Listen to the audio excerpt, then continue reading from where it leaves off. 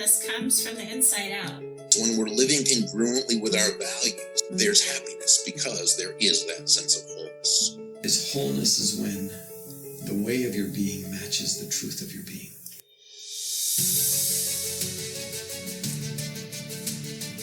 In this episode, we are focusing on the Enneagram Type 9, the Peacemaker.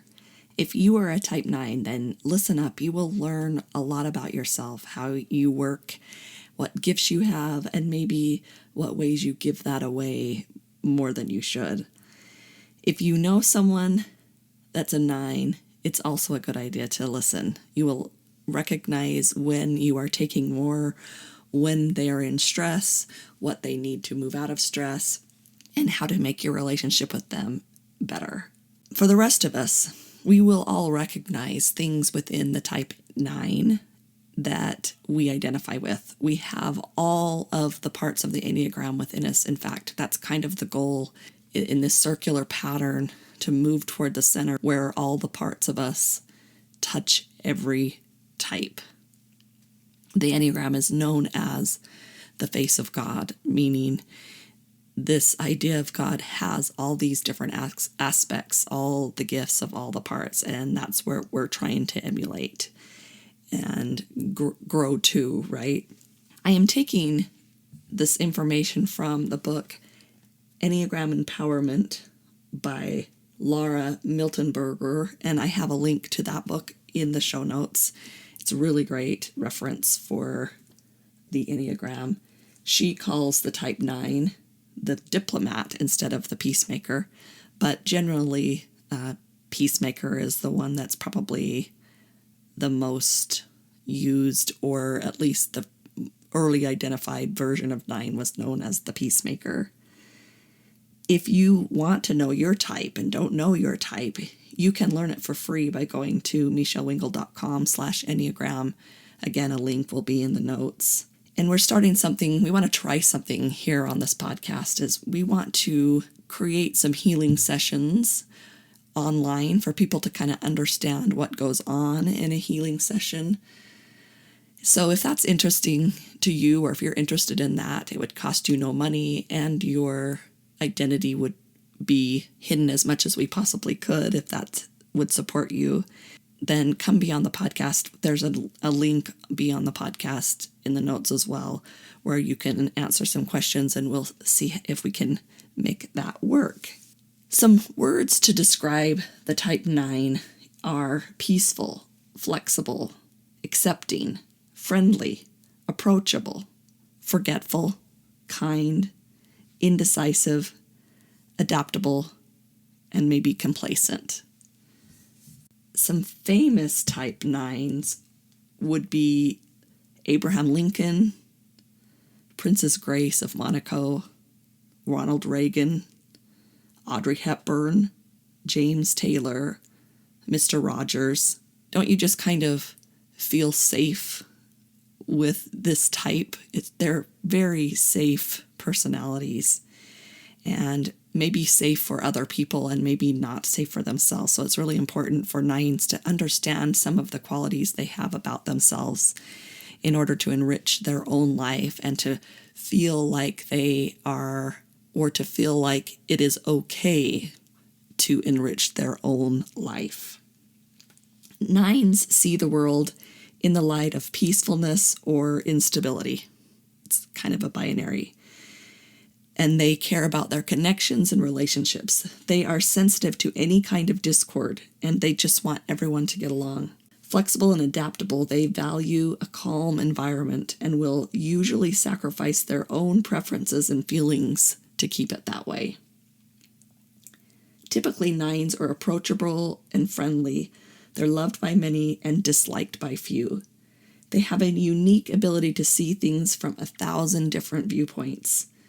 And while they are accepting and inclusive, they are also frequently indecisive or forgetful, and they don't understand their own opinions or care about their own opinions or needs.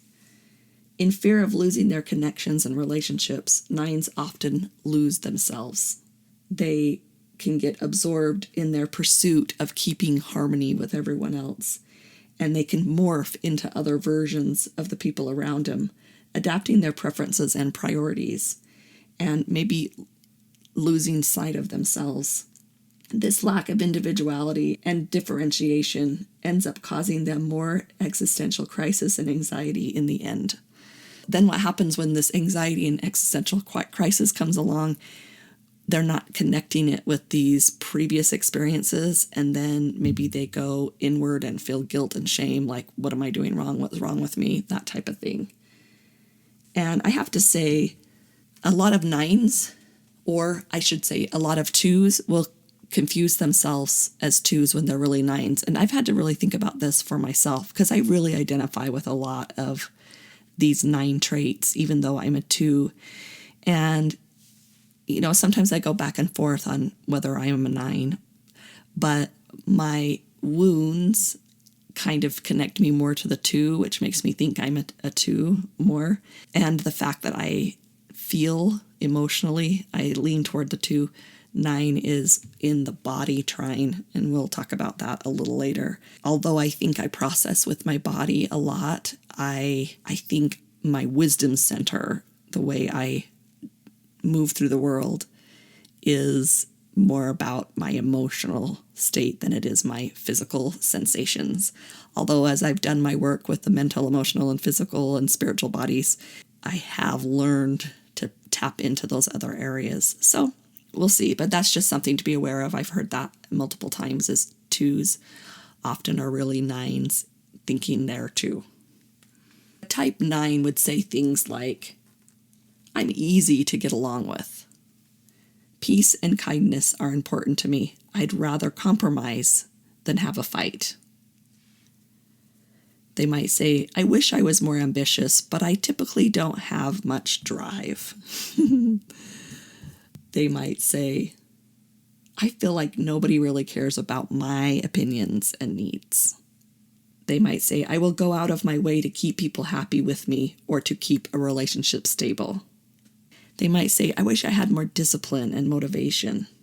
They might say, I like having a cozy space.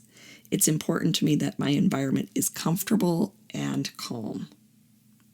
This is one that's important. People find me comforting and calming, but inside I feel stressed and anxious a lot of the time. The key motivations for the type 9. This is what helps them or drives them to make decisions that they do. The motivation to maintain relationships. That's a high motivator for a type 9. To avoid conflict and discomfort. That's a big motivator for a type 9. And to have inner peace of mind. This is what motivates the 9s to maybe even their own detriment later on, like we talked about before. Their key fears, they fear that they will lose their relationships or that they will create discord or stress within the relationship. And then when I think about this, and maybe this is more of my 2, we'll see, but it's almost like they are worried about creating discord, and so they give up themselves, and then they have discord and stress within themselves again, and then don't relate that to what they've given up in the relationship. And so then it's just, they're just on this treadmill trying to, down on themselves for not doing it right or whatever. But that fear of creating discord is something that they need to look at and to move into getting comfortable with discord and stress, to feel it and to recognize that they can overcome it, that they have that superpower. Their fear is also their virtue. They're fearful of discord and stress, and yet their very essence brings in peace and calm. And so they think they have to do something or be someone or whatever or give up in order to have it, and yet it's just their natural gift.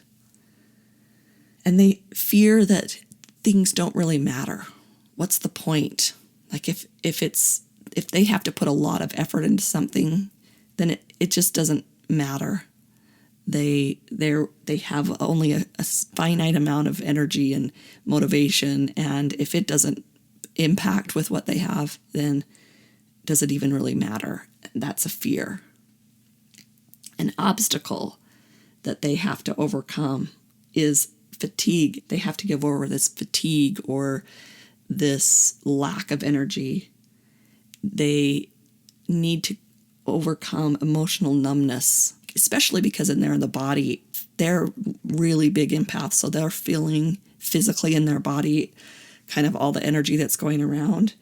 And so it's really easy for a type 9 to just turn that dial all the way down to numb so that they can function. They need support and help to be able to create emotional boundaries and recognize what's going on, because otherwise it just hits them at full force and it's like this huge fire hose of energy all the time.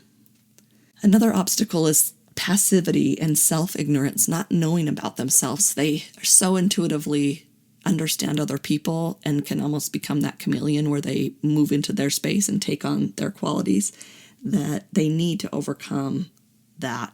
They need to understand more about themselves.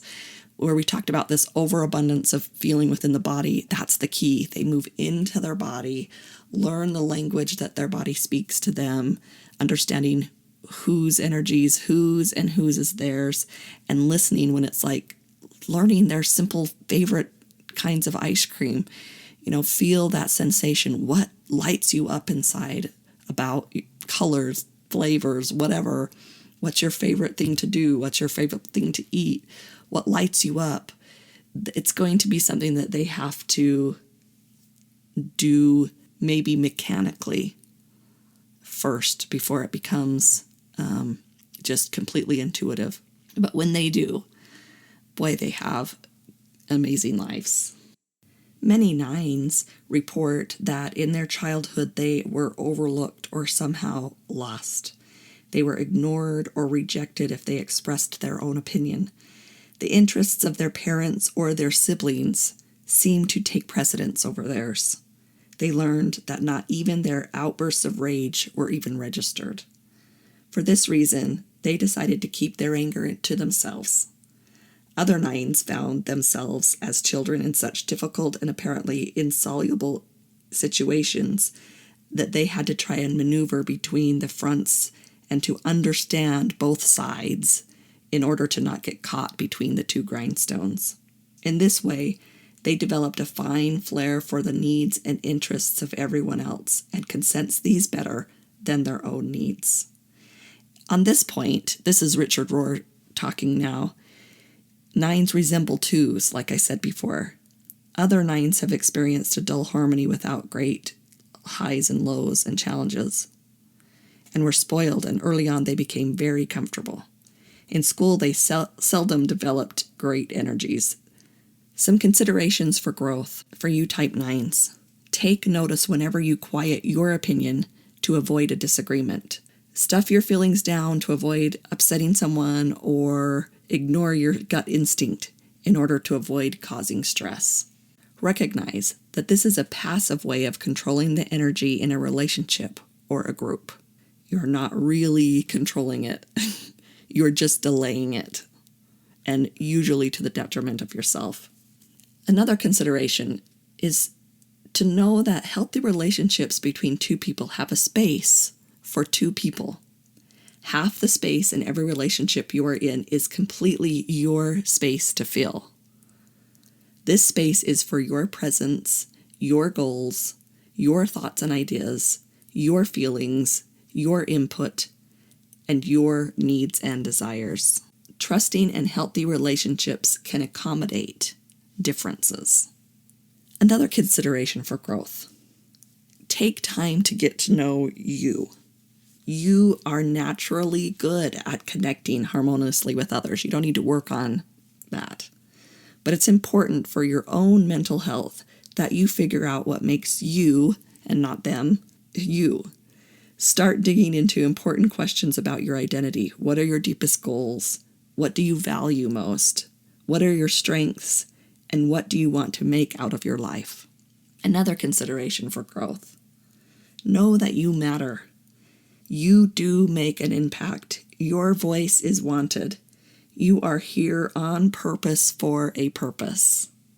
And lastly, a consideration, something that you need to look at about yourself and take on maybe, is the realization that feeling at peace is an inside job.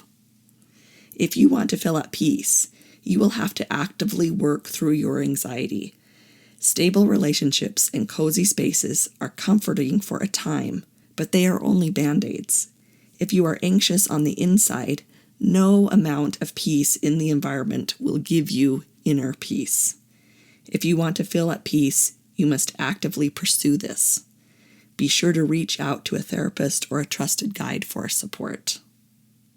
But don't take on their thoughts and their actions and their beliefs and their opinions. Really go inside and do the work inside. I think she's so wise there. I think 9s are always trying to create an outer peace so that they can finally get to their own inner peace. But they are the peacemaker, so they can make the peace within. And that's just simple. It's simple. It's just that simple. Type 9s need to recognize their tendency towards self-numbing and people-pleasing. When a type 9 is maybe in that space of numbing or people-pleasing, it's important to do some things like acknowledging the emotions you're having, or doing something nice for yourself, taking a hot or cool shower depending on what serves you, going for a walk, talking to someone about what's going on. Notice what feelings are happening in the body. Maybe take a nap or eat a healthy meal, or maybe take some deep breaths. Give yourself a hug, specifically yourself a hug, and really try and bring up that feeling of love for yourself. Maybe you need to go out in nature. Maybe you need to drink some water. Sometimes dehydration kind of changes the way we feel. We're mostly water, and when that gets depleted, our balance is off. Remembering those motivating fears are that I will lose my relationships, or I will create discord or stress, or that feeling of, does it even matter? Type 9s might have negative thinking examples like these. I just don't feel like there's anything wrong with doing it. They maybe will overeat or things like that, and they don't see what's wrong with it. An alternative empowered thought might be, I don't feel strongly about this issue or making a change, but I will honor my mind in this matter and think through all the consequences rather than with what I feel. They need to move into some logic, maybe. Another empowered or another negative thinking example is, they seem annoyed. They must be annoyed at me. This is really an interesting thought that probably pops up quite a bit for a type 9. An empowered thought may be, there's a possibility that they could be annoyed with me, but it could just as likely be anything else. People get annoyed for all sorts of reasons. It's also possible that they are just tired or hungry. And lastly, a negative thought pattern might be something like, I don't know anything about that subject. I am so stupid. An empowered thought would be, I'm not informed about that subject, but not knowing something doesn't make me dumb. There's just other things I'm informed about. One of the most empowering questions that the type 9 can ask themselves is, what is my priority here? And even in that, there might be, my priority is everything's in chaos out there, and my priority is to make peace out there. And because that's coming from what their desire is and not their obligation, what is my priority? My priority is calming everything down. Then it just empowers you type 9s to go into a situation a little differently because it's your priority. Some really great self-care for the type 9 peacemakers are for the heart or the emotional body. Volunteer your time. Remember that the things you do and don't do actually make a difference. Another self-care, go for an emotion walk. Bring one painful feeling or issue to mind and take a walk around the block with it. Visualize yourself holding space for it and letting it be what it is while you walk. Just being with it, holding the tension for a minute, that discomfort just around the block. Another one, for the emotional body is to plant a vegetable garden or even just a few potted vegetables outside your door. Give away what you grow to friends or those in need. Some self-care for your body. Keep nourishing whole foods around that you enjoy, but allow for spontaneity. Berries, nuts, seeds, fruit, hard-boiled eggs, etc. Healthy food doesn't need to be fancy or well-planned. I don't know if the 9s are planners, which is why I think I'm more the 2. Just so don't plan, just have it available. Don't say, I'm going to have this at this time. If you give a schedule to a type 9, they're going to only follow it to please whoever gave that to them. They don't want to be on a schedule. That's just not who they are. So unscheduled healthy foods in your fridge to have, because that's really nourishing for you. Another one for the body. Drink plenty of water and smoothies made with fresh greens or fruits. These will help you feel more focused, more alert, and more alive in your experience.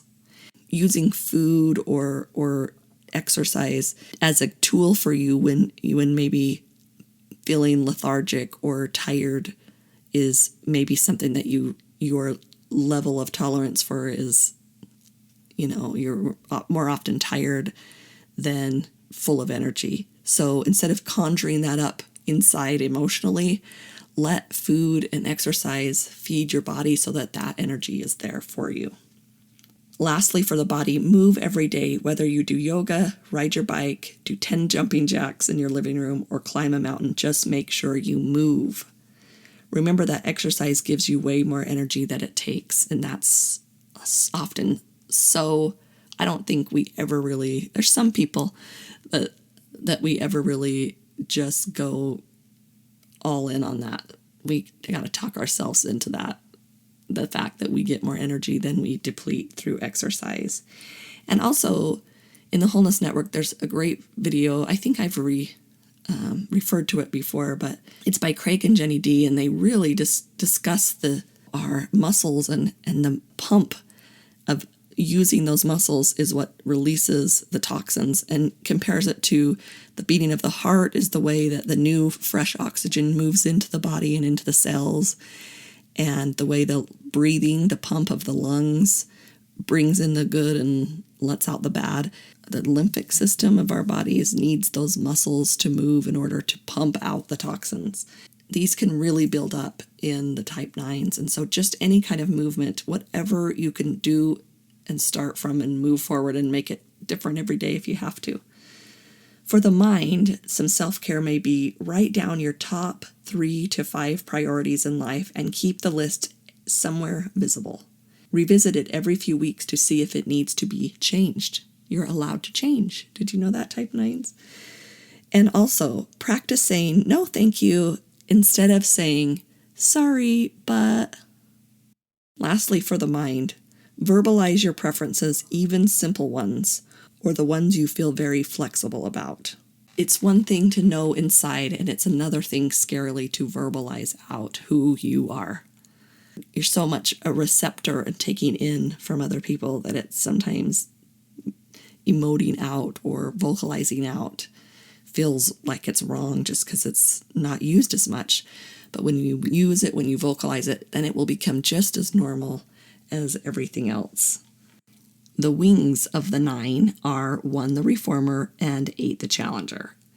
And like all these wings, they are meant to support your type. They're not meant to take over, but they're there to just, like a bird, each wing in full balance keeps you flying high, right? So, the peacemaker is maybe one that's gentle, one that gives themselves away to other people, ones that are trying to make everyone else feel better or take care of everyone else's needs.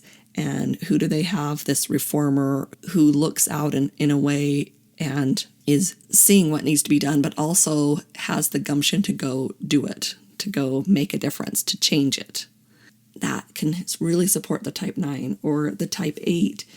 They are also looking for the underdog, but they will move and act in order to support them. And both of these do that because they're very aware of who they are inside themselves, almost to a fault. And that's why the 9 is their wing, right? The 9 helps them to look at others and to have empathy for others. But the 9 needs their support as well to be part of themselves and see themselves. When the type 9 is in stress, they start to look a lot like the type 6. And this one's kind of difficult because some of the virtues of the type 9 are some of the virtues of the type 6. And so think for yourself what that difference is like. But a loyalist or a type 6 usually has a lot of fear. And type 9s don't really change the outside world out of fear. They change it out of exhaustion, out of needing to be calm, out of wanting peace.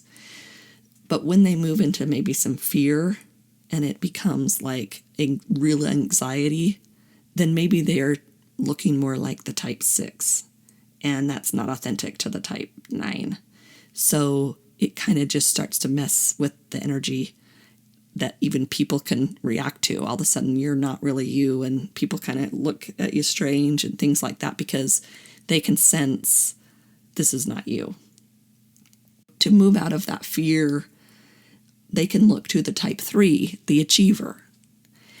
And as difficult as it is, and maybe as different as it is for the type 9, the achiever knows how to create and achieve goals.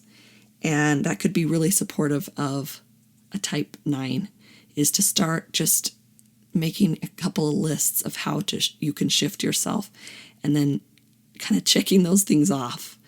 That's going to bring kind of the 9 back to center to kind of achieve a goal, or to think about, how is this looking to other people instead of how is it feeling to other people? What is this looking like?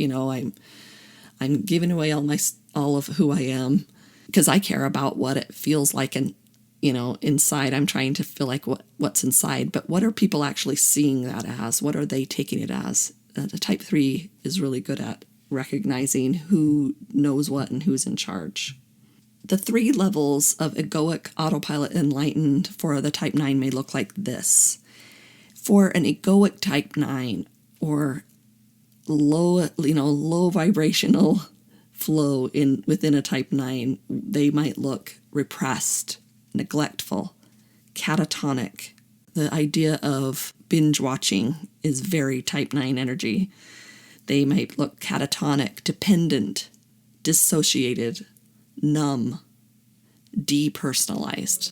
When they're not living in their wounds or highly wounded, and they're just living on autopilot, they can look like they are just going along, or people-pleasing, fantasizing. They may procrastinate a lot and be very accommodating to people. They might disengage or feel or look or be hazy. But once they do their work and use their virtue to overcome their vice, they can look autonomous, intensely alive, optimistic. They can trust themselves. They can be actual harmonizing with people instead of accommodating. It moves into a sense of harmonizing. It's their gift. People get along when they're around them. They can be very fulfilled and fully connected. The type 9s interact with the other types in this kind of way. With the 1, they're a wing, and so the reformer has this plan. I'm going to go change the world, and usually the peacemaker is taking on those values, taking on that cause, and right there behind them, supporting them, giving more than they have to give, right, in this cause. And a 9 will really need to pay attention to if that cause is truly their own, or if they are taking on and molding to that type 1 reformer. The type 9 with the helper. The helper is always helping. That's where they get their sense of self. For me, a type 2, we want to be needed. We want to be needed. And I think other types are like, I don't want to be needed. Leave me alone. But to a 2, we want to be needed. And a peacemaker, with their willingness to find peace and harmony, they can support a 2 in a way that I don't know how many of the other types can. The 2 is always helping, but never feels like they're being helped. But 9 energy is something that can overcome that. 9 gives them the support that they're looking for. Again, the 9 with the 3, that's their teacher. The 3s can help them excel in their, and move out of stress. Again, when it comes to interacting with a type 3, peacemakers got to be very aware of the goals that the 3 has versus their own goals, and to not get lost in the type 3's desire for achievement. And they could be right there again, buying the whatever's needed for a cause or for a goal, and really sacrificing of themselves in order to help this 3 achieve their goal. So 9s need to be aware of their own needs and desires and wants, so that they can really have a good relationship with this type 3. The 9 and the 4 are both very quiet energies, maybe, or calming, let's say calming energies. The type 4 is very much about, they're kind of almost like a little opposite in the way that the 9s are looking for peace outside in order to create the peace inside, and 4s are always trying to find that peace inside in order to create the peace outside. And so there's a good a relationship there that they can really support each other. An individualist, type 4, will be on a mission for their creative purposes. And again, the type 9 might come in and, really tell the 4, yeah, you're right. That is the important, and really kind of give the 4 some validation that they haven't had before. But it may be coming in from the 9 people pleasing or losing themselves, or being that chameleon with the type 4 versus their own opinion. The 9 and the 5 are an interesting combination. Peacemakers don't care about investigating, maybe to a fault. It's all about keeping the peace. They don't care about truth. They just want peace. Where the investigator, the 5, is always that truth is a high value for them, and they will kind of take people down in honor of the truth. But the 9 doesn't care about that. And so there might be some conflict there. Maybe the 5 will not understand the 9's need for peace and calm, and the 9 might not understand why truth is important for the 5. But when they can both be in their enlightened states, then that's a great conversation to have. That would be a really great conversation to witness. The 9 and the 6, again, the 9 will go to 6 for stress, but the 6 goes to 9 for wisdom. So there's kind of like this brother-sister relationship that they can really support each other and kind of guide each other in understanding who each of them are. It's kind of interesting that the 6 and 9 are like, it's almost like if you turn upside down the 6, it becomes a 9. That's almost how they are energetically. But they need to each keep within their own selves, their inner truths, get to know themselves a little better, and then they will actually move out into the world and support the world even better. The 9 and the 7 are a lot alike. They have this, the 7 has a lot of energy, but wants to do it in their way, and the 9s have not as much energy and wants to do it in their way. Wants to do things. They don't like to try new things necessarily, the type 9s, where the type 7s just want everything new. It's just go, go, go. But they both kind of have this reputation of not being responsible, maybe, And in fact, Richard Rohr talks about how that idea of responsibility in the type 9s, that they don't have it, is really just about the values we have as this Western society. And that he even talks about maybe we were all 9s to begin with, and that it's at the top of the graph, the Enneagram graph, and maybe that's on purpose. Maybe 9s is where society or humanity really started. Just this innocence and kind of learning state. Like that's another thing is, they're becoming a chameleon with all the other types, but there's also learning and trying to understand. That's very human, right? So the type 9 and the 8 are the wing. We talked about that. There might be some friction between the 8's going to challenge a lot of what the Peacemakers' motives are or anything that they do. And that can be difficult for a type 9, but maybe something that they need to go inward again and create that calmness within. And then that type 8 relationship can grow and become more of an equal and back and forth relationship.